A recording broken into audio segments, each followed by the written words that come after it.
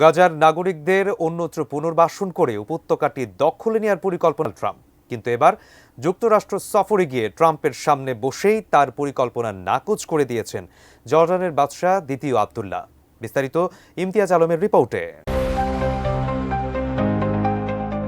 মার্কিন যুক্তরাষ্ট্রের আঞ্চলিক মিত্র হিসেবে পরিচিতি রয়েছে মধ্যপ্রাচ্যের দেশ জর্ডানের।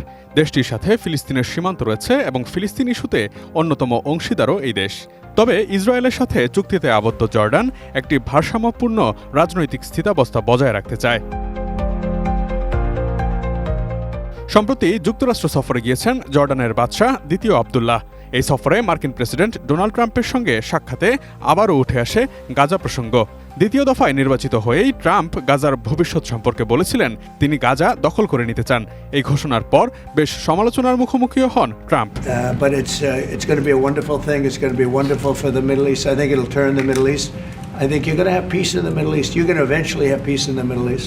জর্ডানের বাদশার মার্কিন সফরে স্থানীয় সময় 11 ফেব্রুয়ারি ওভাল অফিসে প্রেসিডেন্ট ট্রাম্পের সঙ্গে একটি বৈঠকে বসেন বাদশাহ দ্বিতীয় আবদুল্লাহ। বৈঠক শেষে এক যৌথ সংবাদ সম্মেলনে ট্রাম্প বলেন, গাজাকে আমরা নিয়ন্ত্রণে নেব এবং এটিকে নতুনভাবে সাজাবো। এটি মধ্যপ্রাচ্যের জন্য একটি আধুনিক সমুদ্র সৈকত হয়ে উঠবে, যেখানে ব্যাপক কর্মসংস্থানের সৃষ্টি হবে। ট্রাম্প আরও বলেন, গাজার বাসিন্দাদের প্রতিবেশী দেশগুলো, বিশেষ করে মিশর ও জর্ডানে পুনর্বাসনের পরিকল্পনা রয়েছে তাদের। তিনি স্পষ্ট করেন, বাস্তুচ্যুত ফিলিস্তিনিদের গাজায় ফিরে আসার সুযোগ থাকবে না। We're moving them to a beautiful location where they have new homes, where they can live safely, where they'll have doctors and medical and all of those things, and I think it's going to be great. Yeah, any questions? Design, elegance, beauty. সেরা পণ্য সবার জন্য Jevico. তবে ট্রাম্পের পাশে বসেই এই প্রস্তাব সরাসরি প্রত্যাখ্যান করেন বাদশাহ আবদুল্লাহ। তিনি বলেন, ফিলিস্তিনিদের উচ্ছেদ না করেই গাজা পুনর্গঠন করা হবে, এটাই আরব বিশ্বের সম্মিলিত অবস্থান।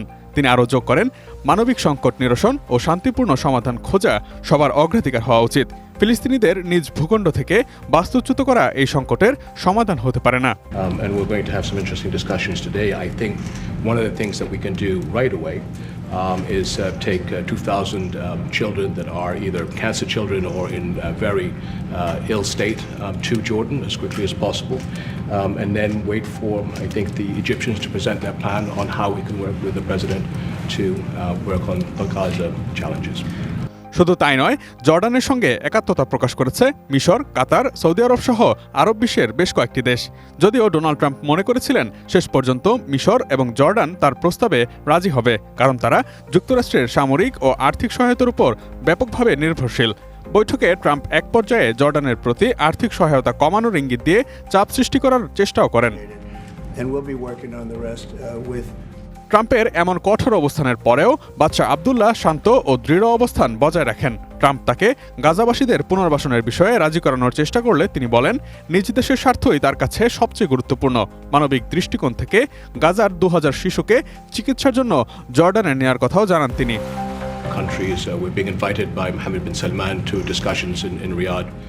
Imtiaz Alam, desk report, ATN news.